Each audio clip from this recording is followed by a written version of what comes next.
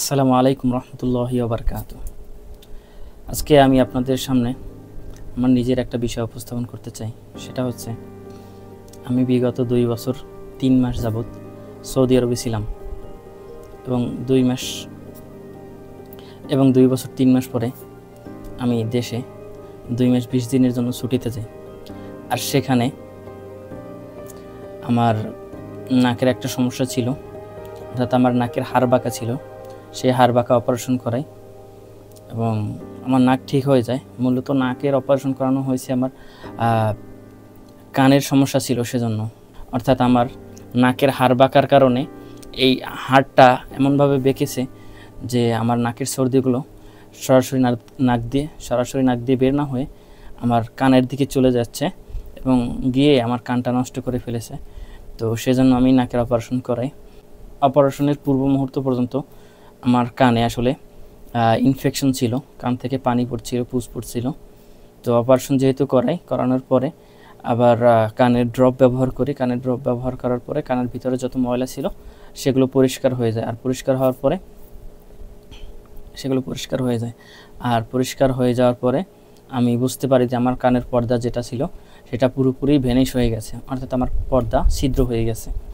তো পর্দা ছিদ্র হয়ে যাওয়ার কারণে আমার নাক দিয়ে যখন শ্বাস টানি তখন কানের ভিতর থেকে আমার সেই বাতাসটা কানের ভিতর থেকে চলে আসে, অর্থাৎ কানের ভিতর থেকে হাওয়া চলাচল করতে শুরু করে এবং কানের ভিতরে এমন একটা অসহ্য বিরক্তিকর ব্যাপার শুরু হয় যেটা আমি আসলে আপনাদেরকে ভাষায় বোঝাতে পারবো না।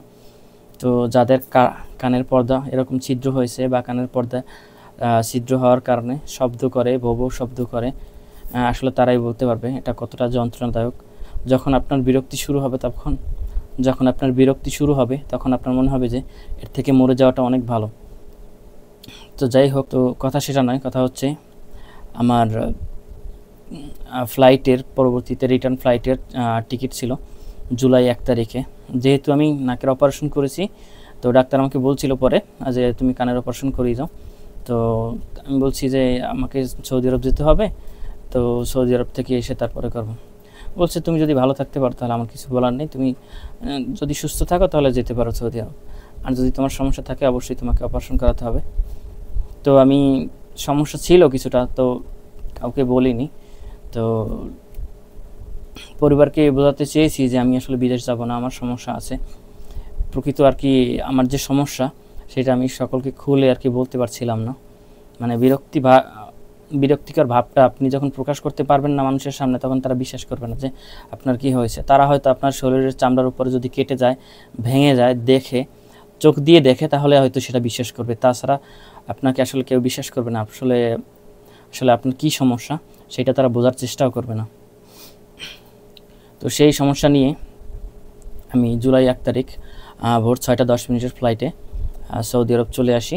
তো বিমান যখন ঢাকা থেকে ছেড়ে আসে, তো আমার শারজায় ট্রানজিট ছিল। ট্রানজিটের ঠিক 1 ঘন্টা আগে আমি বিমানের মধ্যে অসুস্থ হয়ে পড়ি।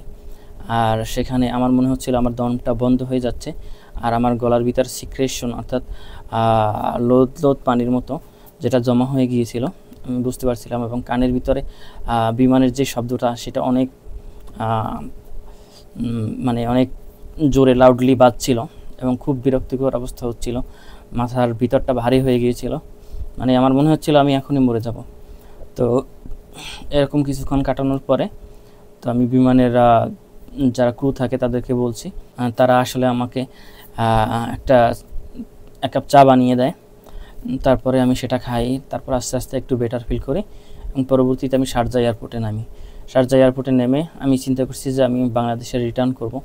তো আমি তাদেরকে কর্তৃপক্ষের কাছে বললাম, তারা বললো যে আপনি রিটার্ন করতে পারবেন, তাহলে আপনাকে রিটার্ন ফ্লাইটের জন্য টিকিট কাটতে হবে এখন। তো টিকিট কাটলে আপনি যেতে পারবেন, তো টাকা লাগবে সেজন্য। তো যেহেতু আমার কাছে টাকা ছিল না, আমি টিকিট কাটতে পারিনি। আর তারা বলছে যে অসুস্থ আছেন, ঠিক আছে, কিন্তু এর জন্য এখানে আমি বলছিলাম যে আমি তো জানতাম যে যারা বিমানে অসুস্থ হয় তাদেরকে যদি রিটার্ন করা হয় তাহলে বিমান কর্তৃপক্ষ আর কি রিটার্ন করে দেয়। তো তারা বলছে না, আসলে এটা এরকম না, যদি আপনাকে ট্রিটমেন্ট করবে, চেক আপ করবে, বহুত ঝামেলা আছে, তারপর যদি তাদের কাছে মনে হয় যে আপনাকে ব্যাক করাবে তাহলে ব্যাক করাবে। এখানে তাহলে আপনাকে অনেক দিন সময় লস করতে হবে। তো আমি আর কি করব, আমি চিন্তা করলাম তাহলে সৌদি আরব চলে আসি, যেহেতু আমার কাছে টাকা নেই। তো আমি সৌদি আরব চলে আসছি।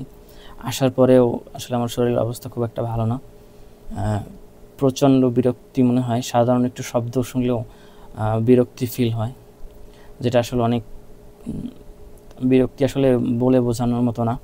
আপনার মনে হবে যে এই বিরক্তির থেকে বাঁচার জন্য আপনার মাথাটা আপনি কোনো কিছুর সাথে মানে টাক দিয়ে ভেঙে ফেলেন। এই বিরক্তি থেকে বাঁচা আসলে এই বিরক্তি থেকে বাঁচার জন্য আপনি যে কোনো কিছু করতে রাজি আছেন, এরকম একটা অবস্থা আপনার মধ্যে তৈরি হয়।